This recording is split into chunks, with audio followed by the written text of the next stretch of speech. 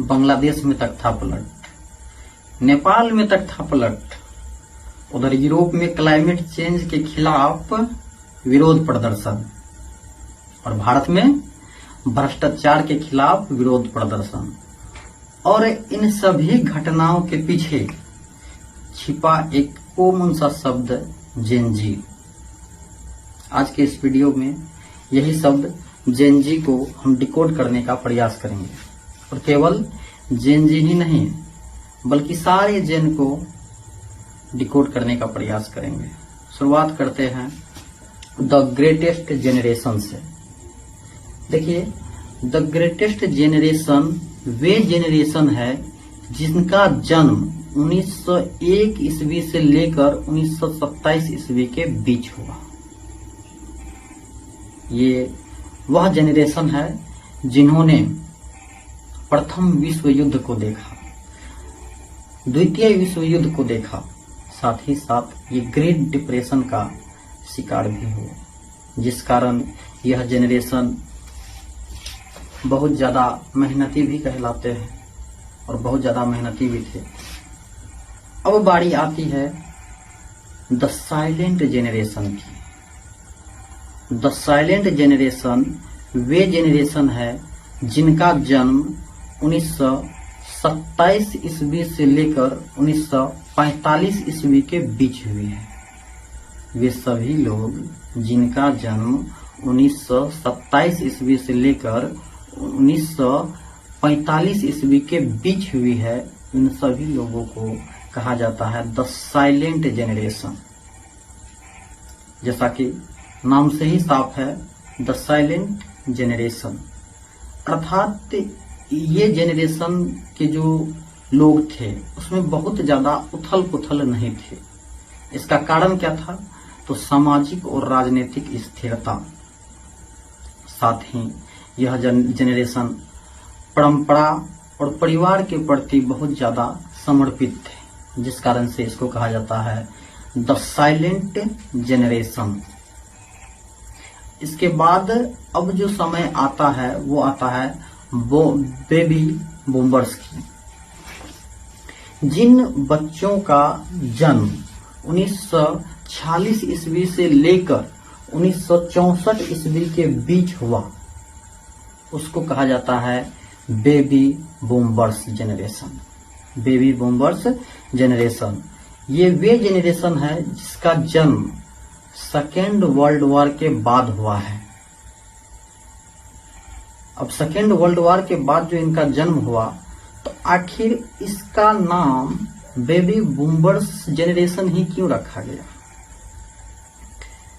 क्योंकि इस समय 1946 से लेकर के 1964 ईस्वी के मध्य पूरे दुनिया में जनसंख्या में एक बहुत बड़ा विस्फोट देखने को मिला, अर्थात जनसंख्या बहुत तीव्र गति से आगे बढ़ी, जिस कारण से इस जेनरेशन का नाम पड़ गया baby boomers generation.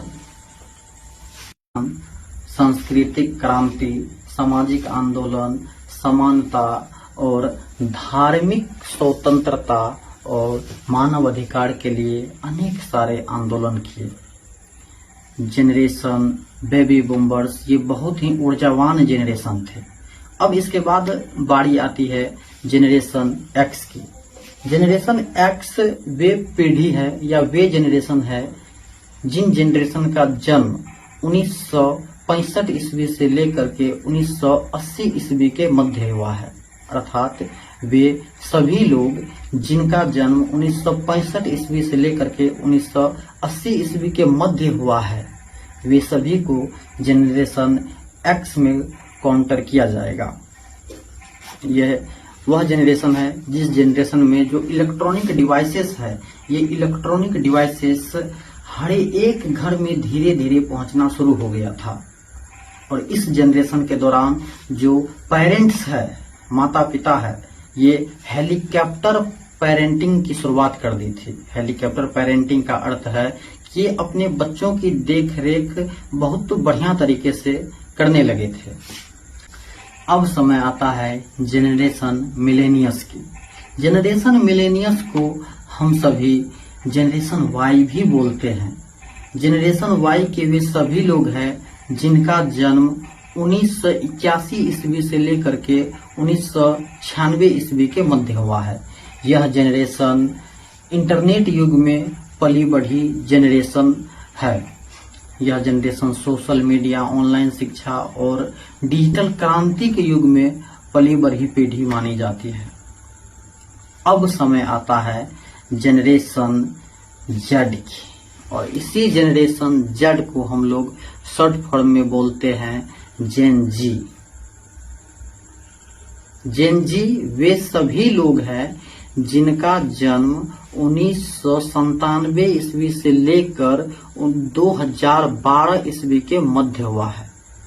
Generation Z या जेन जी वे सभी लोग हैं जिनका जन्म 1997 ईस्वी से लेकर 2012 ईस्वी के मध्य हुआ है।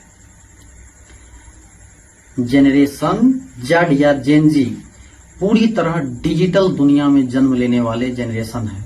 यह generation mobile phone, social media और वर्चुअल दुनिया में जन्म लेने वाले जनरेशन है। वर्चुअल दुनिया में इसलिए बोल रहा हूं क्योंकि सोशल मीडिया का युग है। आप अभी हमको वीडियो बनाते हुए देख रहे हैं। वास्तविक में हम आपके सामने फिजिकली रूप से प्रेजेंट नहीं है, लेकिन फिर भी आप हमें सुन पा रहे हैं। वर्चुअल दुनिया ही तो है ही। जो जनरेशन जेड है या जेन जी है, यह जनरेशन पर्यावरण के प्रति समर्पण, समानता, राजनीतिक जागरूकता, खुली सोच रखने वाली जनरेशन है। और डिजिटल वर्ल्ड होने के कारण ये आभासी संवाद में माहिर जनरेशन है।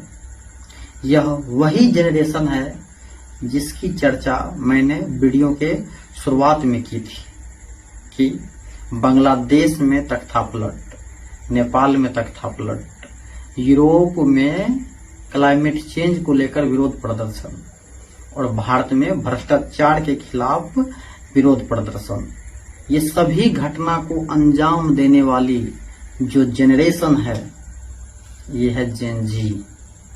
इसी जनरेशन को कहा जाता है जेन जी, अर्थात वे लोग जिनका जन्म 1997 ईस्वी से लेकर 2012 ईस्वी के मध्य हुआ है।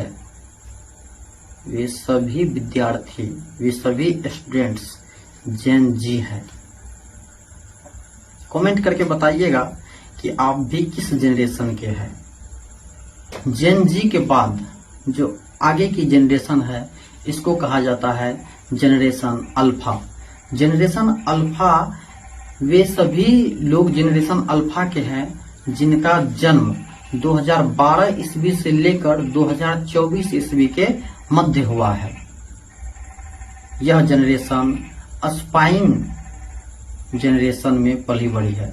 स्पाइंग जनरेशन कहने का अर्थ है कि पहले के जितना भी जनरेशन का हम चर्चा किए, जहां से भी इलेक्ट्रॉनिक्स डिवाइसेस हमारे घरों में आना शुरू हुआ, हम जो डिवाइसेस का उपयोग कर रहे थे वो माउस के जरिए कर रहे थे। लेकिन जो जनरेशन अल्फा है, जिनका जन्म 2012 ईस्वी से लेकर के 2024 ईस्वी के मध्य हुआ है, यह माउस पे ही नहीं टिका हुआ है, यह रील स्क्रॉल भी कर सकते हैं। इसको कहा जाता है स्पाइंग पीढ़ी में पली बढ़ी जनरेशन, क्योंकि ये रील को स्क्रॉल कर सकते हैं।